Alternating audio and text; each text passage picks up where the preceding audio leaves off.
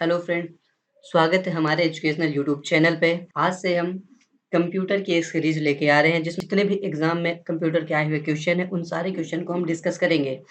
तो आज की इस वीडियो में हम पार्ट फर्स्ट होगा और जिसमें हम कंप्यूटर जितने भी क्वेश्चन बने होंगे उन सारे क्वेश्चन को हम डिस्कशन करेंगे। और ये जो सीरीज हमारी होने वाली कुल टोटल 10 पार्ट में कंप्लीट होगी और ये यूपीपीसीएल कार्यकारी सहायक यानी एग्जीक्यूटिव असिस्टेंट के लिए काफ़ी ज़्यादा इंपॉर्टेंट होने वाली है। तो चलिए स्टार्ट करते हैं। तो पहले क्वेश्चन की तरफ चलेंगे। तो पहला क्वेश्चन है पहला कंप्यूटर बनाया गया था। तो जो पहला कंप्यूटर था वो किसके द्वारा बनाया गया था? तो इसका जो करेक्ट आंसर हो जाएगा वो हो जाएगा ऑप्शन सी, चार्ल्स बेबेज के द्वारा पहला कंप्यूटर बनाया गया था। और ये जो बनाया गया था कंप्यूटर वो था एनालिटिक इंजन। इसको बोला गया दी एनालिटिक इंजन। नेक्स्ट क्वेश्चन है चार्ल्स बेबेज ने निम्नलिखित में से कौन सी मशीन बनाई थी? तो अभी अभी बताया था द एनालिटिक इंजन, यानी कि ये हो इसका करेक्ट आंसर होगा वेस्लेसिक इंजन। इलेक्ट्रॉनिक कंप्यूटर का आविष्कार किसने किया था? तो इलेक्ट्रॉनिक कंप्यूटर का आविष्कार किया था एलन एम ट्यूरिंग ने। और जो पहला कंप्यूटर बनाया था वो बनाया था चार्ल्स बेबेज ने। देखिए 1968 ईस्वी में किस फ्रांसीसी गणितज्ञ ने की स्मृति में उसने नाम पर एक कंप्यूटर भाषा का नामकरण किया गया था? तो ये नामकरण जो किया गया था वो ब्लेज पास्कल के नाम पे किया गया था।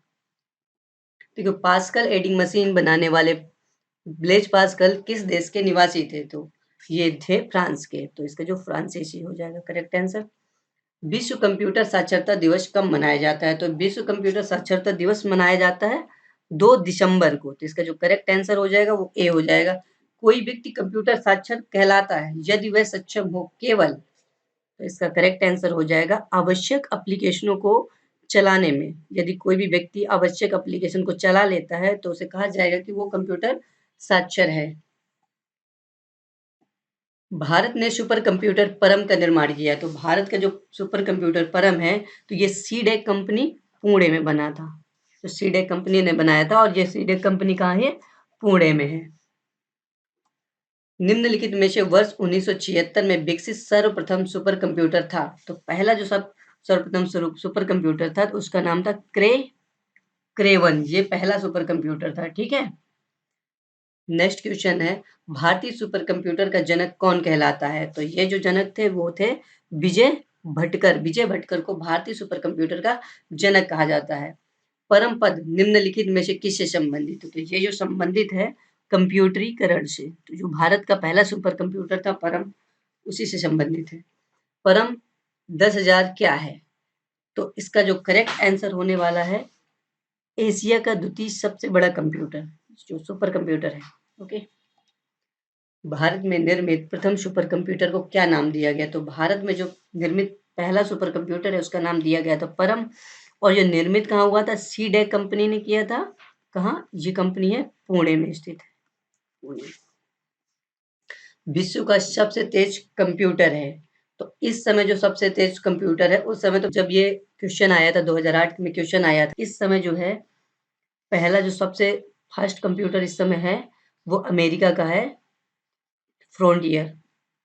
फ्रंटियर कंप्यूटर जो है वो सबसे तेज सुपर कंप्यूटर है इस समय। ठीक है। एक बड़ा और महंगा कंप्यूटर है जिसमें एक साथ सैकड़ों या हजारों प्रयोक्ताओं के लिए डेटा प्रोसेस करने की क्षमता होती है। तो वो कंप्यूटर है मेन फ्रेम कंप्यूटर। तो इस कंप्यूटर का नाम है main frame computer. Super computer के लिए शब्द की लंबाई की परास होती है। जो सुपर कंप्यूटर होता है जो उसकी वर्ड लेंथ होती है ये होती है 64 bit. Super computer magic cube जिसका हाल ही में उद्घाटन हुआ है निम्नलिखित में से किस देश ने बनाया? तो जो मैजिक क्यूब सुपर कंप्यूटर है, देखिए 2015 के समय का क्वेश्चन है, तो उस समय बनाया गया था मैजिक क्यूब। तो इसका जो उद्घाटन किया था किस देश ने किया था? ये किया था चीन ने। भारत का पहला कंप्यूटर कहाँ स्थापित किया गया था? तो भारत का जो पहला कंप्यूटर है वो स्थापित किया था भारतीय सांख्यिकी संस्थान कलकत्ता। तो इसका करेक्ट आंसर हो जाएगा डी। और पहला सुपर कंप्यूटर की बात करें तो सीडेक कंपनी पुणे में। निम्नलिखित में से कौन सी श्रेणी पुणे में विकसित भारत की सर्वप्रथम सुपर कंप्यूटर की श्रेणी है? तो ये परम जो कंप्यूटर की श्रेणी है इसे विकसित किया गया था। भारत का पहला सुपर कंप्यूटर किसे माना जाता है? तो ये माना जाता है परम श्रेणी का, तो ये हो जाएगा इसका करेक्ट आंसर परम 8000। निम्नलिखित प्रकार के कंप्यूटरों में से सर्वाधिक शक्तिशाली कौन सा होता है? तो सर्वाधिक शक्तिशाली की अगर बात करेंगे तो ये हो जाएगा सुपर कंप्यूटर। अपनी लागत और आकार के कारण ये कंप्यूटर अपेक्षाकृत विरल है, रेयर है, यानी कि तो ये इसका जो करेक्ट आंसर हो जाएगा सुपर कंप्यूटर हो जाएगा, क्योंकि इनकी लागत काफी ज्यादा होती है। किसी संकर कंप्यूटर में निम्नलिखित किन विशेषताओं का समन्वय होता है? तो जो संकर कंप्यूटर होता है उसमें एनालॉग और डिजिटल दोनों कंप्यूटर होते हैं, तो इस पे इसका जो करेक्ट आंसर हो जाएगा सी होगा, अनुरूप और अंकीय कंप्यूटर। पर्सनल कंप्यूटर डेस्क की कंप्यूटर जरूरतों को पूरा करने के लिए डिजाइन किया जाता है। पर्सनल कंप्यूटर होता है उसे डिजाइन किया जाता है किसी व्यक्ति की जरूरतों को पूरा करने के लिए, तो इसका जो करेक्ट आंसर हो जाएगा वो ए हो जाएगा। निम्न में से कौन एक समय में कई उपयोगकर्ताओं को सपोर्ट कर सकता है? तो कौन सा कंप्यूटर है जो एक समय पे कई उपयोगकर्ताओं को सपोर्ट करता है? तो ये होता है मिनी कंप्यूटर। जो मिनी कंप्यूटर होता है वो एक साथ कई उपयोगकर्ताओं को सपोर्ट करता है। एक शुबा निजी कंप्यूटर जो आपकी गोद में रखने लायक छोटा सा होता है तो क्या कहलाता है? जो आपकी गोद में रख सकते हैं तो उसको हम कह सकते हैं नोटबुक कंप्यूटर, तो इसका आंसर हो जाएगा ए। निम्नलिखित में क्या समानतः गणना नहीं कर सकता है? तो इन चारों ऑप्शन में बताना है कौन गणना नहीं कर सकता। देखिए कंप्यूटर तो गणना कर सकता है, मोबाइल फोन से भी हम कर सकते हैं, कैलकुलेटर, तो इसका करेक्ट आंसर होगा डी। डी जो है वो गणना नहीं कर सकता है। मेन फ्रेम या सुपर कंप्यूटर में एक्सेस के लिए यूजर अक्सर डैश डैश का उपयोग करते हैं, तो ये जो करते हैं उपयोग वो करते हैं टर्मिनल का। निम्नलिखित में से कौन सबसे बड़ा, सबसे तेज और सबसे महंगा कंप्यूटर है? तो इन सब में देखना है कि कौन सबसे बड़ा, महंगा और तेज है, तो ये करेक्ट आंसर हो जाएगा बी सुपर कंप्यूटर। भारतीय वैज्ञानिकों द्वारा विकसित सुपर कंप्यूटर का नाम क्या है? तो भारत ने जो विकसित किया है वो परम श्रेणी का है, तो इसका आंसर हो जाएगा ए।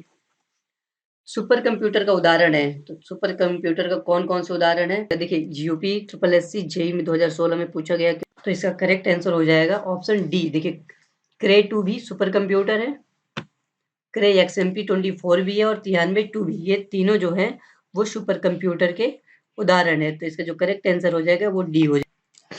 तो ये सुपर कंप्यूटर डैश क्या है? तो मैं बताना कि सुपर कंप्यूटर जो होता है उसमें हजारों माइक्रो प्रोसेसर लगे होते हैं, तो इसका जो करेक्ट आंसर हो जाएगा वो हो जाएगा सी।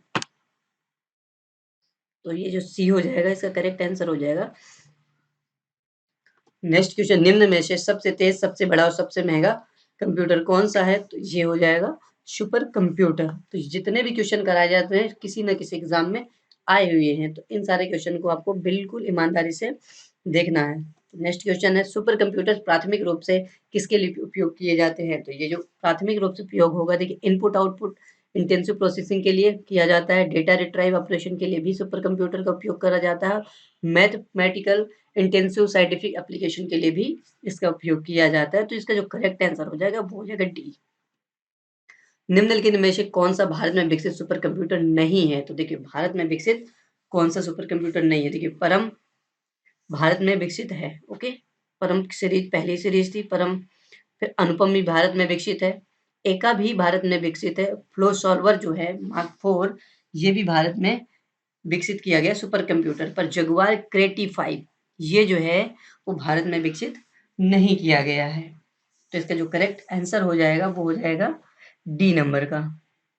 तो नेक्स्ट क्वेश्चन कुछ और अगर देखिए कुछ और विकसित सुपर कंप्यूटर के नाम अगर देखना चाहते हैं तो देखिए यहाँ पास सागा, देखिए सागा 200 ये एक सुपर कंप्यूटर है, सागा 200 भी है, एक है भास्कर है, इसको बोलते हैं चायो भास्कर, भास्कर एक है, भास्कर सुपर कंप्यूटर भी भारत में विकसित है, फ्लो सॉल्वर सॉल्वर तो हो ही गया, पेस पेस भी एक भारत में विकसित ही सुपर कंप्यूटर है, विक्रम विक्रम देखिए विक्रम भी नहीं दिया, तो विक्रम विक्रम भी एक भारत में ही विकसित सुपर कंप्यूटर है, तो इतने काफी है। नेक्स्ट देखिए मध्यम रेंज के मौसम पूर्वानुमानों के लिए भारत द्वारा सबसे पहले कौन सा सुपर कंप्यूटर खरीदा गया था? तो ये खरीदा गया क्रे XMP 14 खरीदा गया था।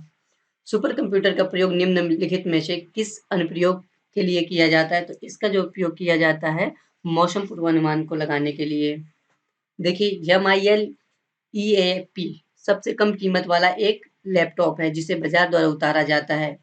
तो मिलीप जो होता है एक सबसे सस्ता कंप्यूटर है, ठीक है, लैपटॉप है। तो ये किसके द्वारा उतारा गया? तो ये कराया गया था HCL कंपनी के द्वारा। निम्नलिखित कंप्यूटरों में से सबसे छोटा कौन सा है? तो ये हो जाता है नोटबुक कंप्यूटर जो है वो सबसे छोटा होता है। डेस्कटॉप और पर्सनल कंप्यूटर का डैश भी कहते हैं, यानी कि स्पेस के बाद इसको कहते हैं माइक्रो कंप्यूटर। जो डेस्कटॉप और पर्सनल कंप्यूटर है इसको हम कहते हैं माइक्रो कंप्यूटर। निम्नलिखित में से किसके बारे में विश्व का सबसे सस्ता टैबलेट पीसी होने का दावा किया गया है? तो यह है आकाश के द्वारा। अनेक घरेलू उपकरणों में निर्मित छोटे और सस्ते कंप्यूटर किस प्रकार के होते हैं? तो ये जो होते हैं घरों में जो विकसित किए जाते हैं कंप्यूटर, उपयोग किए जाते हैं, मेन फ्रेम होते हैं, मिनी भी कंप्यूटर होता है, माइक्रो होता है। इसका जो देखिए घरेलू उपकरणों में सॉरी घरेलू उपकरणों में जो उपयोग किया जाता है वो किया जाता है एम्बेडेड कंप्यूटर। तो इसका जो करेक्ट आंसर होगा वो डी, इनमें से कोई नहीं। जैसे कोई भी जो आपके पास वॉशिंग मशीन है वहाँ एम्बेडेड कंप्यूटर का यूज किया जाता है। तो इसका जो करेक्ट आंसर होगा वो डी हो जाएगा, ठीक है। कौन मस्तिष्क की कार्यप्रणाली की नकल करने वाला सबसे छोटा और सबसे तीव्र गति वाला कंप्यूटर होगा? तो क्वांटम कंप्यूटर जो होता है वो मस्तिष्क की नकल करने वाला है। एक डिजिटल घड़ी में किस प्रकार का कंप्यूटर हो सकता है? तो डिजिटल घड़ी में भी एम्बेडेड कंप्यूटर का होता है। डिजिटल कंप्यूटर किस सिद्धांत पर कार्य करता है? तो ये जो कार्य करता है लॉजिकल सिद्धांत पे। जो डिजिटल कंप्यूटर होता है वो लॉजिकल सिद्धांत पे कार्य करता है। कार में लगा हुआ गति मापक यंत्र निरूपित करता है। तो ये एक एनालॉग कंप्यूटर होता है। हाइब्रिड कंप्यूटर का उपयोग होता है, तो इसका उपयोग जो हाइब्रिड कंप्यूटर होता है इसका उपयोग हम कर सकते हैं बड़े उद्योगों में, व्यवसाय फर्म भी और चिकित्सा। तो इसका जो करेक्ट आंसर हो जाएगा वो डी हो जाएगा, इन तीनों में कर सकते हैं। डिजिटलीकरण संदर्भित करता है, तो जो डिजिटलीकरण है इसका मतलब ये है कि एनालॉग से डिजिटल में रूपांतरित होना, एनालॉग से डिजिटल की तरफ रूपांतरित होना। उन्नत तकनीकें जैसे कि कृत्रिम बुद्धिमत्ता, क्वांटम कंप्यूटिंग आदि मुख्य रूप से डैश पीढ़ी के कंप्यूटरों के लिए थी। तो ये जो थी पांचवी पीढ़ी के लिए है।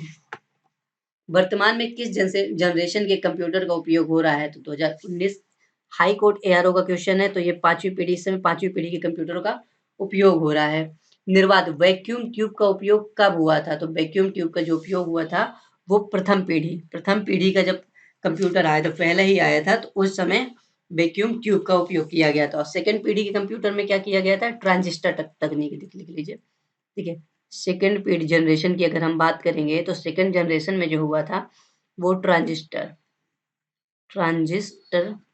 ठीक है। सेकंड जनरेशन में ट्रांजिस्टर का उपयोग किया गया था और ये सेकंड पीढ़ी जो थी हुई थी 1959 से 1965 के बीच में। थर्ड जनरेशन जो तीसरी जनरेशन जो थी उसमें क्या उपयोग किया गया था? इसमें हुआ था इंटीग्रेटेड सर्किट, यानी कि परिपथ एकीकृत परिपथ का प्रयोग किया गया था। और ये किस सन के बीच में हुई थी थर्ड पीढ़ी?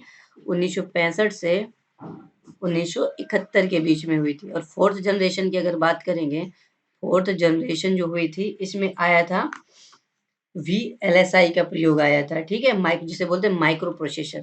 फोर्थ जनरेशन से माइक्रो प्रोसेसर का उपयोग होने लगा था और इस समय जो हुआ था VLSI का, यानी कि वेरी लार्ज स्केल इंटीग्रेटेड, ठीक है। और जो फिफ्थ जनरेशन जो आई थी, फिफ्थ जनरेशन, ये भी माइक्रो प्रोसेसर पर ही आधारित है, लेकिन इसमें जो किया गया था ULSI का, यानी ultra large scale integration,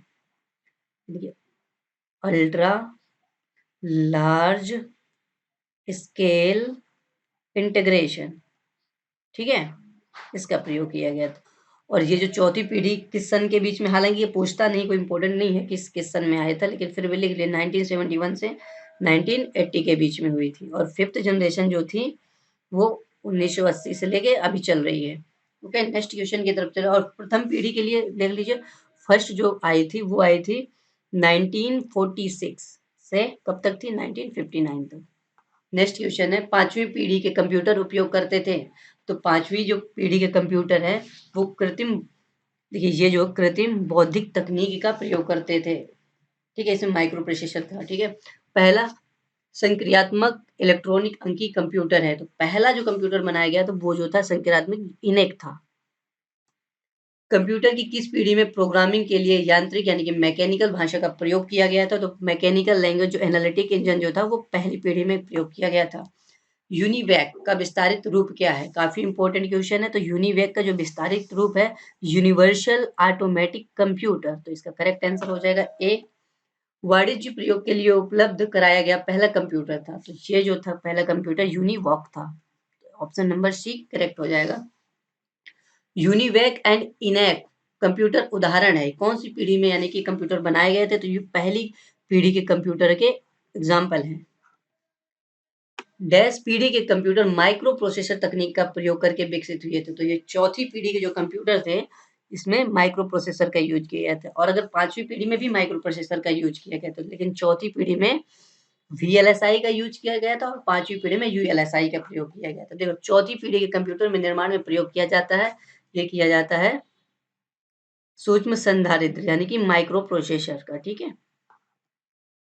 online system का विकास हुआ था, किस पीढ़ी में ऑनलाइन सिस्टम का विकास हुआ था? तो ये तृतीय पीढ़ी जब आई थी कंप्यूटर की, उस समय ऑनलाइन सिस्टम का विकास हुआ। कंप्यूटर की जो शक्ति मापी जाती है, ये मापी जाती है वर्ड लेंथ में। तो इसका करेक्ट आंसर होगा डी। उच्च क्षमता वाला माइक्रो प्रोसेसर है, देखिए उच्च क्षमता वाला जो माइक्रो प्रोसेसर है, तो ये देखिए पेंटियम का जो माइक्रो प्रोसेसर तो होता ही है, ये पेंटियम 2 और 3 भी है, पेंटियम 2 भी है। तो इसका जो करेक्ट आंसर होगा वो डी हो जाएगा इन सभी में। डेटाबेस मैनेजमेंट सिस्टम DBMS में डेटा की सामग्री और स्थिति किसके द्वारा परिभाषित की जाती है? तो ये की जाती है मेटा डेटा के द्वारा। तो इसका करेक्ट आंसर हो जाएगा ए। किसी कारोबार के ग्राहक इन्वेंट्री तथा पेरोल रिकॉर्ड सबसे अच्छी तरह से डैश फाइल में स्टोर किए जाते हैं, तो ये होता है डेटाबेस में। तो इसका करेक्ट आंसर होगा ए। डेटा की इंटीग्रिटी में बाधा आने का कारण क्या है? तो डेटा की इंटीग्रिटी में जो प्रॉब्लम्स आती हैं उसका कारण है डेटा की अतिरेकता। स्टोरेज की थोड़ी सी जगह में बहुत सी फाइलों को स्टोर करने के लिए निम्न में से किसका प्रयोग किया जाता है? तो ये जो किया जाता है फाइल कंप्रेशन, कंप्रेस करके बड़ी सी फाइल को हम छोटी सी फाइल में कन्वर्ट कर देते हैं। स्टोर्ड प्रोग्राम की अवधारणा किसने शुरू की गई थी? तो स्टोर्ड प्रोग्राम जो था इसकी अवधारणा की थी जॉन वॉन न्यूमैन ने। कंप्यूटर निम्नलिखित में से कौन सा कार्य नहीं कर सकता है? तो इनमें से कौन सा कार्य जो कंप्यूटर कार्य नहीं कर सकता? अभी की बात कर दी, ये 2011 का क्वेश्चन था BPS का। ठीक है, एग्जीक्यूटिंग कंप्यूटर करता है, प्रोसेसिंग भी कंप्यूटर करता है, कंट्रोलिंग भी कंप्यूटर कर सकता है, और लेकिन हाँ अंडरस्टैंडिंग कंप्यूटर भी अंडरस्टैंड नहीं कर सकता, आउटपुट तो कंप्यूटर दे ही सकता है। तो नेक्स्ट क्वेश्चन, निम्न निम्न कथनों में से कौन सा कथन गलत है? तो इन कथनों में बताना है कौन सा कथन गलत है। तो देखिए, आप एक पर्सनल कंप्यूटर का उपयोग करके 3 से अधिक ईमेल आईडी नहीं बना सकते, तो ये गलत है। हम कितनी भी आईडी बना सकते हैं, तो पहला ऑप्शन ही गलत हो जाएगा। ठीक है। त्रुटि मुक्त गणना करने की क्षमता एक कंप्यूटर की डैश विशेषता का प्रतिनिधित्व करती है। तो त्रुटि मुक्त जो गणना करने की क्षमता होती है कंप्यूटर, उसको बोलते हैं शुद्धता, एक्यूरेसी बोलते हैं। इनमें से कौन सा एक तथ्य खोज तकनीक नहीं है? तो देखिए, साक्षात्कार जो है वो एक खोज तकनीक नहीं है। किसी कार्य को अंजाम देते समय CPU में बाधा डालने वाले सिग्नल जो कार्य के प्रारंभ अथवा समाप्त होने का घोतक है कहलाता है, तो इसको हम कहते हैं व्यवधान। तो ऑप्शन डी करेक्ट हो जाएगा। निम्न में से कौन से गुण कंप्यूटर की स्थिति के अनुरूप लचीले व्यवहार को दर्शाते हैं? तो जो इसका वर्सलिटी जो होता है, वर्सटिलिटी जो होता है वो इस चीज को दर्शाता है। निम्न में से कौन सा कंप्यूटर का बुनियादी कार्य नहीं है? तो देखो, कंप्यूटर जो है डेटा को स्वीकार करना, प्रोसेसर करना, ये इसका कार्य है। इनपुट को भी स्वीकार करना कार्य, डेटा को प्रोसेस करना भी कंप्यूटर कार्य है। डेटा को स्टोर भी कंप्यूटर करता सकता है। टेक्स्ट को स्कैन, देखिए कंप्यूटर स्कैन नहीं कर सकता, तो इसका करेक्ट आंसर हो जाएगा ई। कंप्यूटर के संबंध में निम्न में से कौन सा कथन गलत है? तो ये जो हो जाएगा एक, ऑप्शन डी हो जाएगा, एक अप्रतिबंधित ढंग से अपनी सूचना तक पहुंचाता है। भारत की सिलिकॉन वैली कहाँ स्थित? तो ये जो होगा बेंगलुरु, बेंगलुरु को भारत की सिलिकॉन वैली कहते हैं। किस तरह का उपकरण डायोड है? तो डायोड जो है एक आरेखी है, ठीक है, यानी कि नॉन लीनियर, नॉन लीनियर इसको बोलते हैं, नॉन लीनियर इंग्लिश में। सॉरी, यहाँ पर नॉन लीनियर डायोड जो होता है पीएन जंक्शन डायोड, इसका जो डायग्राम होता है ऐसे होता है, ये पी और ये एन। ठीक है। समांतर तापक्रम पर सिलिकॉन डायोड का रोचक विभव क्या होता है? ये कह रहा है कि समान ताप पे जो डायोड होता है, पीएन डायोड होता है सिलिकॉन वाला, उसके जो वोल्टेज होता है वो कितना होता है? तो इसका जो वोल्टेज है 0.7 वोल्ट। जैसे ये हमारे पास डायोड है, कह रहा फॉरवर्ड बाइज में इसके बीच जो वोल्टेज होता है ये होता है 0.7 वोल्ट, सिलिकॉन की बात कर रहा है। ठीक है। नेक्स्ट क्वेश्चन है, छोटे सिलिकॉन चिप पर ट्रांजिस्टरों और अन्य इलेक्ट्रॉनिक कंपोनेंट सहित कंप्लीट इलेक्ट्रॉनिक सर्किट को कहते हैं। तो ये जो होता है इसको कहते हैं इंटीग्रेटेड सर्किट यानी कि आईसी, शॉर्ट फॉर्म आईसी बोलते हैं। कंप्यूटरों के लिए आईसी चिप प्राय किस पदार्थ की बनी होती है? तो आईसी चिप जो बनी होती है वो होती है सिलिकॉन की। संगणकों में प्रयुक्त आईसी चिप प्राय निम्न में से बनाए जाते हैं। तो आईसी चिप जो बनती है वो बनती है सिलिकॉन की। देखिए कितना ज्यादा important question, very very important question है। लगभग हर एग्जाम में पूछा गया, चाहे स्टेट पीसीएस हो, हर अलग अलग एग्जाम में पूछा गया, डिफरेंट बैंक्स में भी पूछा गया। देखिए कंप्यूटर में इस्तेमाल होने वाले इंटीग्रेटेड सर्किट यानी कि आईसी चिप बनाने के लिए निम्न में से कौन सा रासायनिक तत्व टेट्रावायलेट उपधातु का इस्तेमाल किया जाता है? तो ये जो किया जाता है सिलिकॉन का। कंप्यूटर में आईसी चिप का अर्थ है, तो आईसी जो होता है इंटीग्रेटेड सर्किट यानी कि एकीकृत परिपथ। तो इसका करेक्ट आंसर होगा सी। सिलिकॉन क्या है? देखिए सिलिकॉन एक सेमीकंडक्टर का एग्जाम्पल है, ठीक है। जब एक से अधिक व्यक्ति एक से अधिक कंप्यूटर पर एक ही समय में कार्य करते हैं तो किसकी आवश्यकता होती है? तो टर्मिनल की आवश्यकता होती है। लॉजिक चिप का दूसरा नाम है, तो लॉजिक चिप जो है उसका दूसरा नाम है माइक्रो प्रोसेसर। माइक्रो प्रोसेसर को ही लॉजिक चिप कहते हैं।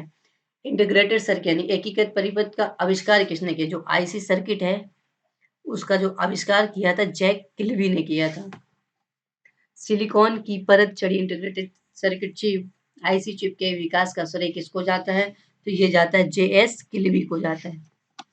सिलिकॉन आमतौर पर प्रयुक्त होने वाला क्या है? डैश डैश अर्धचालक है, तो ये अर्धचालक ही होता है।